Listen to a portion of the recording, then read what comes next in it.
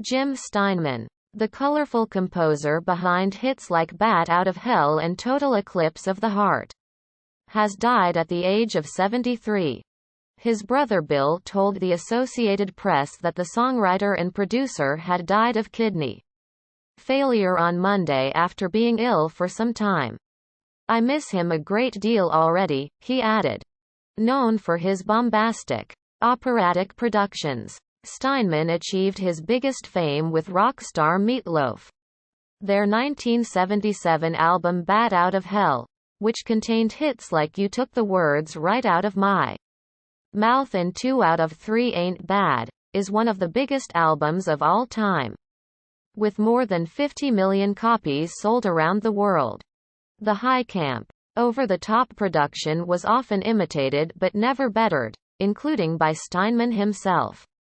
Although he came close on the 1993 sequel, which spawned the worldwide #1 single, I'd Do Anything for Love. But I Won't Do That. He later won the Album of the Year Grammy for his work on Celine Dion's Falling Into You, and worked on Andrew Lloyd Webber's musical, Whistle Down the Wind, which opened in the West End in 1998. The Bat Out of Hell album trilogy received its own stage musical in 2017, with every song penned by Steinman.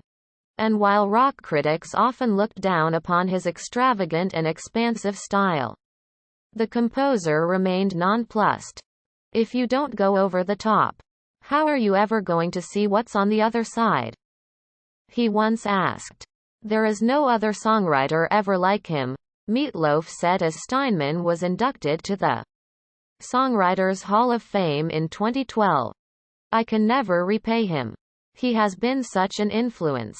In fact, the biggest influence in my life. And I learned so much from him that there would be no way I could ever repay Mr. Jim Steinman." Among the composer's other famous hits were Bonnie Tyler's Holding Out for a Hero, Barry Manilow's Read 'Em and Weep, Air Supply's Making Love Out of Nothing at All, and the Cher Meat Loaf duet Dead Ringer for Love. Born and raised in New York, Steinman started his career in musical theater, writing a score for a college production of Bertolt Brecht's A Man's a Man in 1968. He followed that up with an original musical, The Dream Engine, which he later described as a 3-hour rock epic with tons of nudity. The show, in which he also starred, caught the attention of a Broadway producer, who offered him a job at New York's Public Theater upon graduation.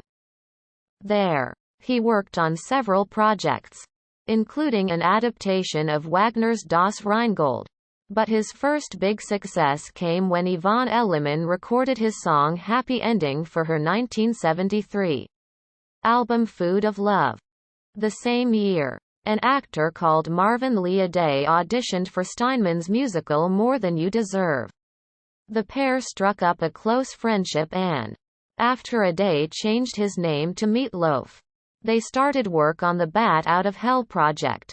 It took several years to complete, and was rejected by 4 record labels.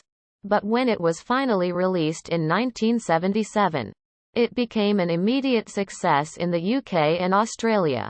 US fame followed a year later, after Meat Loaf performed on Saturday Night Live.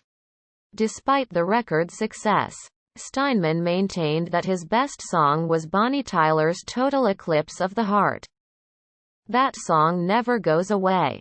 It's the biggest karaoke song in the world and it's been covered dozens of times," he told iHeartRadio in 2017. "It's one of my children and I'm as proud of it as I am the others. I try not to play favorites but yeah, it's special." He had several fallings out with Meat Loaf over the years, which often ended up in the courtroom.